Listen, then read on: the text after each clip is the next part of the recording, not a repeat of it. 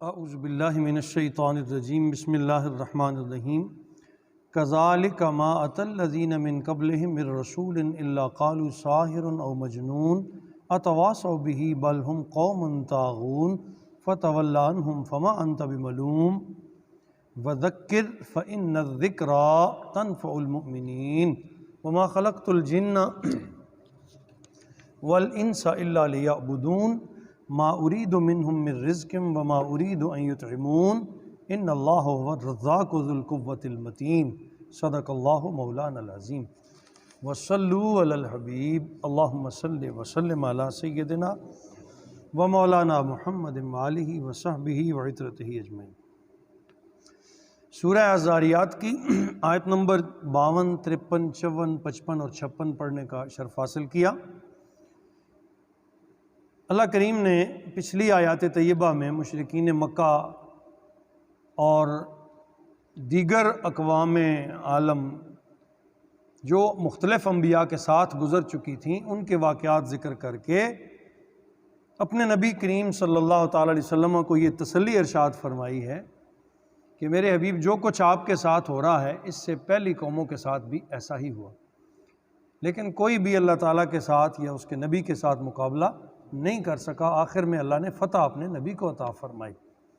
فرمایا کذالک ما اتی الذین من قبلہم، اسی طرح نہیں آیا ان سے پہلے لوگوں کے پاس من رسول، کوئی رسول، الا قالو، مگر انہوں نے یہی کہا، ساحر، کہ یہ جادوگر ہے، او مجنون، یا دیوانہ ہے۔ جیسے آپ کو کہہ رہے ہیں کہ یہ جادوگر ہیں، یہ دیوانے ہیں، اسی طرح باقی نبیوں کو بھی ان کی قوموں نے، امتوں نے یہی کہا کہ یہ یا جادوگر ہے یا دیوانہ ہے۔ اتواصوا بہ، کیا پہلوں نے پچھلوں کو یہی وصیت کی تھی؟ کیا پہلوں نے پچھلوں کو یہی وصیت کی تھی کہ اس بات پہ قائم رہنا ہے؟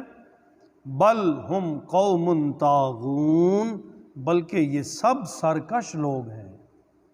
بھائی حقیقت کیا ہے؟ یہ سب سرکش ہیں، راہ حق سے بھٹکے ہوئے، اترے ہوئے لوگ ہیں۔ فَتَوَلَّ عَنْهُمْ، اب پوری بات کر کے پچھلے نبیوں کے واقعات سنا کے رب کریم نے اپنے حبیب سے فرمایا، پس میرے پیارے حبیب آپ ان سے اپنا رخ انور پھیر لیں، ان کی بات سنی انسنی کر دیں، جو چاہے کہتے رہیں، کسی بات کا جواب دینے کی ضرورت، جہاں جواب دینا ہوگا اللہ کریم جواب دے گا۔ اور رب کریم نے قرآن عظیم میں کتنے جواب خود ارشاد فرمائے۔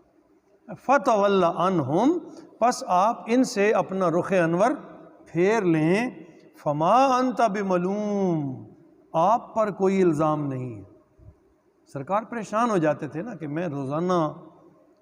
حق کی دعوت دیتا ہوں، میری بات میں کوئی ذرا برابر بھی شک ریب نہیں ہے، کیوں نہیں مانتے؟ فرمایا میرے حبیب ہم تجھ سے تو کوئی نہیں پوچھیں گے، تیرے اوپر تو کوئی بوجھ نہیں ہوگا، آپ پر کوئی الزام نہیں ہوگا کہ یہ کیوں نہیں پڑھے تھے، انہوں نے کیوں نہیں کلمہ پڑھا تھا، کیوں نہیں مانے تھے، چھوڑ دیں ان کو۔ آگے ایمان والوں کے بارے میں ارشاد فرمایا، وَذَكِّرْ إِنَّ الذِّكْرَىٰ تَنفَعُ الْمُؤْمِنِينَ، ہاں آپ نصیحت کرتے رہیں، آپ دعوت دیتے رہیں، آپ لوگوں کو حق کی طرف بلاتے رہیں، یہ نصیحت فائدہ کرے گی مومنوں کو، جن کے دل میں ایمان آ گیا، جنہوں نے پڑھ لیا لا الہ الا اللہ محمد الرسول اللہ، جو آپ کی غلامی کا دم بھرتے ہیں، آپ انہیں نصیحت فرماتے رہیں، وہ آگے بڑھتے رہیں گے، اللہ انہیں نفع عطا کرے گا، وہ فائدہ حاصل کریں گے آپ کی نصیحت سے۔ یہ جو دائرہ ہے جنہوں نے آپ کو ماننے سے انکار کر دیا ہے، یہ جو رات دن تانے دیتے ہیں، یہ جو بکواسات کرتے ہیں، جن کی زبانیں بڑی ہوئی ہیں، اے میرے حبیب آپ بھی ان سے منہ پھوڑ لیں، آپ بھی اپنا چہرہ ادھر سے پھیر لیں، چھوڑ دیں ان کو ان کے حال پر، ہم آپ سے نہیں پوچھیں گے، آپ نے اپنی بات پہنچا دی ہے، آپ نے دعوت حق ارشاد فرما دی ہے، آپ انہیں نصیحت فرمائیں جنہیں اللہ نے دولت ایمان سے سرفراز فرما دیا۔ وَمَا خَلَقْتُ الْجِنَّ وَالْإِنسَ إِلَّا لِيَعْبُدُونَ، اور نہیں فرمایا، پیدا فرمایا اللہ نے جنوں کو اور انسانوں کو مگر اس لیے لِيَعْبُدُونَ کہ وہ اس کی عبادت کریں۔ بھائی یہ لوگ سمجھ نہیں رہے، ہم نے تو انہیں پیدا ہی بندگی کے لیے کیا ہے، ہم نے تو انہیں بھیجا ہی اس لیے ہے کہ یہ اللہ کی بندگی میں اپنے آپ کو ثابت کریں، ما ارید منہم من رزق، نہ طلب کرتا ہوں میں ان سے رزق، وما ارید ان یطعمون، اور نہ میں یہ چاہتا ہوں کہ یہ مجھے کھلائیں۔ اللہ فرماتا ہے مجھے تو کوئی حاجت نہیں کہ مجھے ان سے کوئی رزق کی طلب ہو، یا مجھے ان سے کسی کھانے کی طلب ہو کہ یہ مجھے کھلائیں گے۔ ان اللہ هو الرزاق، بے شک وہ اللہ ہی سب کو دینے والا ہے، اس کو حاجت نہیں ہے کہ اس کو کوئی دے۔ اس لیے تو نہیں میں نے آپ کو بھیجا کہ آپ ان کو میری طرف لائیں کہ میں نے ان سے کوئی روٹی لینی ہے، میں نے ان سے کوئی کھانا لینا ہے، میں نے ان سے کوئی رزق طلب کرنا ہے۔ میں تو انہیں اس لیے اپنی طرف بلانا چاہتا ہوں تاکہ یہ جہنم کی آگ سے بچ جائے، میری بنائی ہوئی مخلوق جلنے سے بچ جائے۔ اللہ پاک اپنے بندوں پر رحم فرمانے والا ہے، وہ نہیں چاہتا کہ میری بنائی ہوئی مخلوق برباد ہو جائے۔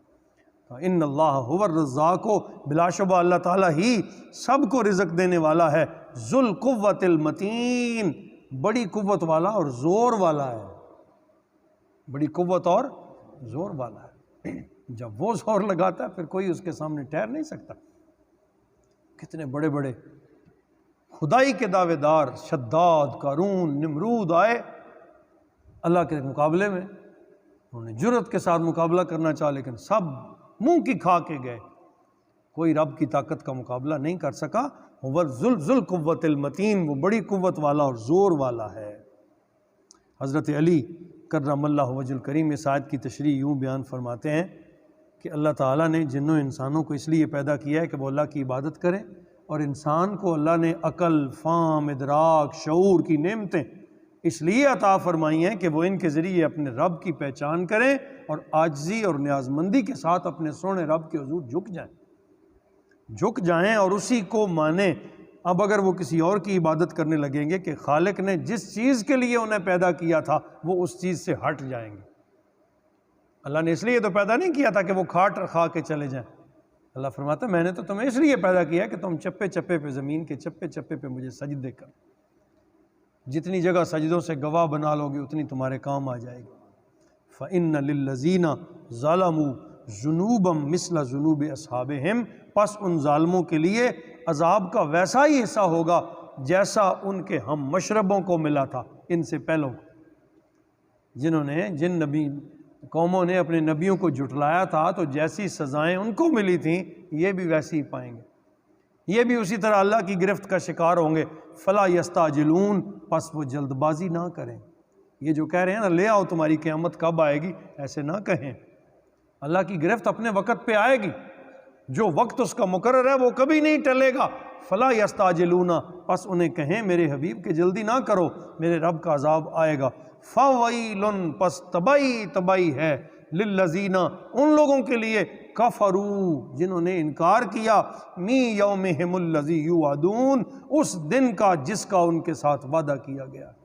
جو قیامت کے دن کا انکار کرتے ہیں، جو اللہ کے حضور حاضری کا انکار کرتے ہیں، جنہیں یہ خیال نہیں رہا کہ ہم اس کے جواب دہی ہونے والی ہے، اس کے حضور حاضر ہونے والے ہیں۔ اللہ فرماتا ہے ہلاک ہو جائیں، وہ تباہ ہو جائیں، برباد ہو جائیں جن کے دل سے یہ آخرت کا خیال نکل گیا۔ تو مومن کے پاس جو بڑے ہتھیار ہیں ان میں سے ایک یہ بھی ہے کہ وہ آخرت کو یاد رکھتا ہے، کسی لمحے اپنی آخرت کو نہیں بھولتا۔